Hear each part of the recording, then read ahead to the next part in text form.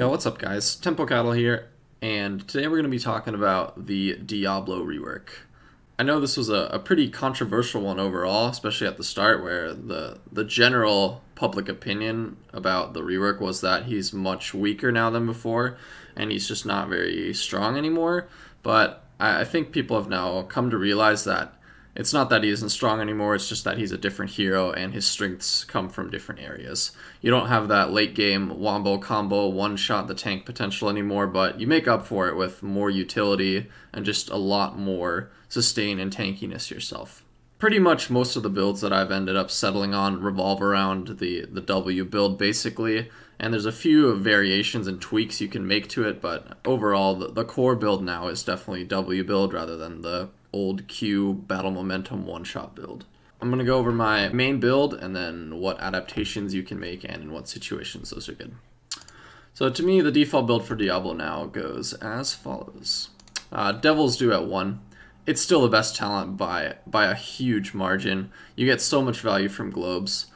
Feast on Fear looked like it could be okay, but due to the fact that the health is over 4 seconds and you're usually not really spacing out your abilities, you're comboing pretty fast with QE or QEQ if you go that talent, you don't really get any value off of the extra stuns, so you're pretty much getting just 15% of your health over 4 seconds, which isn't very big compared to getting one globe that heals way more than that. Soul Shield has some potential if you have enough sustain or you're really only playing fast fights where getting poked isn't really an option, but overall Devil's Due is definitely the go-to pretty much every game. Level 4, best talent by far is Souls to the Flame. The soul bonus off of hitting W is kind of nice, and you do ramp up to 100 faster than before, but the biggest thing is just the extra healing per soul. You're getting 2.5% of the damage dealt by W once you stack it fully, which is pretty large, and it does give you an insane amount of sustain, especially with the rest of the build. Life Leech there's an auto attack build. I've tried it, played around with it, but it just doesn't fit the hero's playstyle. That's the biggest issue with it. You can't really stand there and auto as much as you want to, and then you just waste your cooldowns and never really get as much value out of his kit as you can.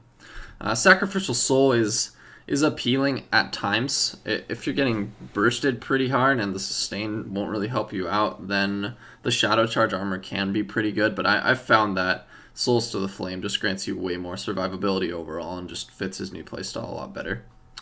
Level 7, just to go with the W build, Eternal Flames gives you insane synergy. You get 3 Ws pretty much guaranteed, 4 if you go Domination, even more if you go Overpowering Nightmare later. But it just gives you a ridiculous amount of sustain, and that's pretty much how you revolve your cooldowns now. It's all about getting the W's out and hitting as many heroes as you can just to get the sustain going.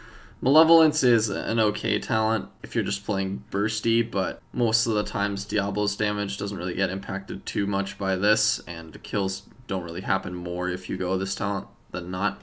And Diabolical Momentum got nerfed pretty damn hard. Even though it does work on Fire Stomp now, it's still not very useful anymore, just because Diablo had a hard time auto-attacking a lot anyways, and now that it's only 0.75, you don't really get much value out of the talent. Level 10, I think, is, the big surprise that came to everyone, but after the buffs to it, Lightning Breath is pretty much the go-to now, and it's just really strong. Even though APOC is still really good, a lot of the time you just comboed around your QE combo anyway, so you would APOC QE and they would get stunned a little longer, but you essentially achieve the same thing with the Lightning Breath slow now, because it slows for such a high amount so fast that if you flip someone and use Lightning Breath on them immediately, they're basically pseudo-rooted in the end, and they have to run out of it because it does so much damage. So you don't really need APOC anymore, though it is still a viable for sure. I just tend to prefer the utility of Lightning Breath now. Plus, once you hit your 13 tier and you go Hellfire, the 30% spell power makes Lightning Breath do a ridiculous amount of damage. At this point, at level 20, it's doing 110 a tick, so 440 damage a second without the spell power, and that ramps it up to a big chunk more. I don't want to do the math right now, I'm sorry. The spell power also, it just makes all your W's do more damage. You get more spread damage, you get 3 times the value out of it from the 7 talent. It's just has really good synergy with his kit as well. Cruelty, same thing, yeah. As I was saying earlier, the attack speed just it's just not useful. There's just no feasible way for Diablo to auto attack as much as he wants to like this while still maintaining proper positioning, and you just kind of end up losing a lot of value on this talent. Devastating Charge is a pretty viable other option in my opinion. I like to go this talent when you're playing against those squishy mobile heroes that you want to punish hard.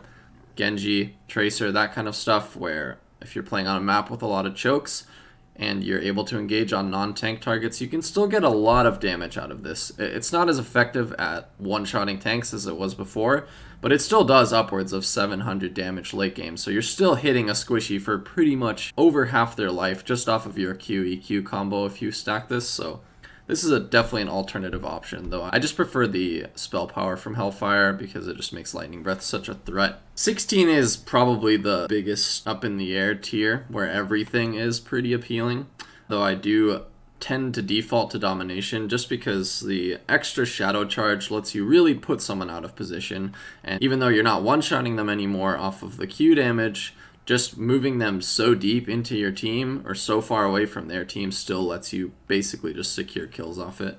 There are some situations where Debilitating Flames gets just a ridiculous amount of value, especially if you're playing versus multiple melee heroes and you can get the debuff on them, because getting a Shrink Ray at will pretty much, or even just the big stacking slow, really can shut down teams. It's really good against heroes like Sonya who rely on Whirlwind to heal.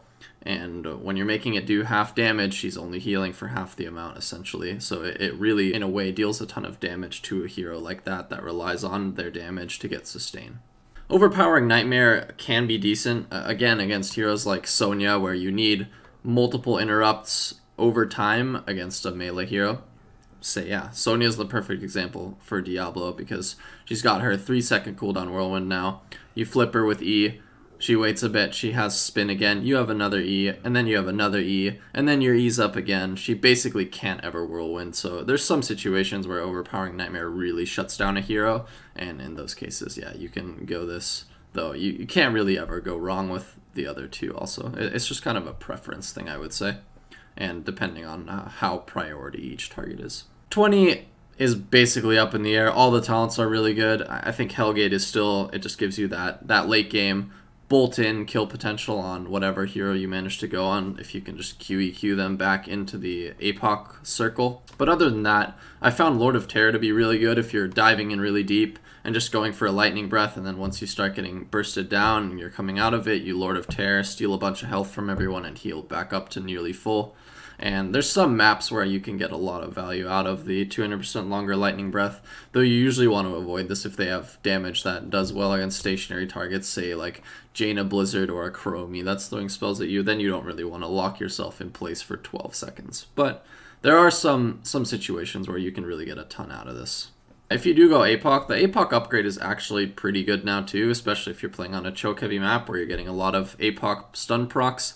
You can get like a 3-man APOC, you get 60 seconds off it, lowers it down to 40 seconds. That can be pretty valuable, but I usually would still stick with one of the other talents.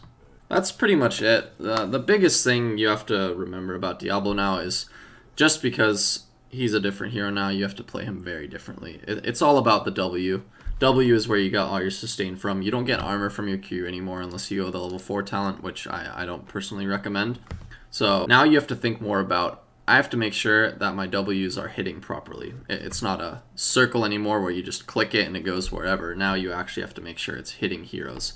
And since it does triple damage on the way back is a lot more valuable too. So let's say you're approaching a hero, target dummy level 20 here, and you know you're going to combo him. You can easily throw flames backwards and then combo him into them, and then you get a lot more healing than you usually would by just stomping on the way out. And it also ensures that you hit more flames so that your Hellfire gets stacked up. So basically that's the biggest thing you want to get used to. When you're fighting, you want to make sure that your Ws are connecting. You can flip heroes into it, you can cast it at melee range, and make sure it paths through heroes. That's the biggest advice I would have for new Diablo players. But yeah, other than that, I would really recommend giving W build a try if you haven't yet. I feel like by now most people have kind of defaulted towards that, though I am still seeing some weird talents at 4 and 7, some Q build, some auto build, but This is definitely the strongest build by far. You just get so much sustain just by spamming the W's. And yeah, that's basically it. I've been having a ton of fun with him in Hero League. I think he's as fun as the hero was before, especially just because you get to stomp fire everywhere. So yeah, pick up your new Diablo skin, because these skins are really insane. And I hope this helps out a bit, and you have fun trying out the new Fire Stomp Diablo. I'll see you next time. Even though APOC is still really good, a lot of the time you just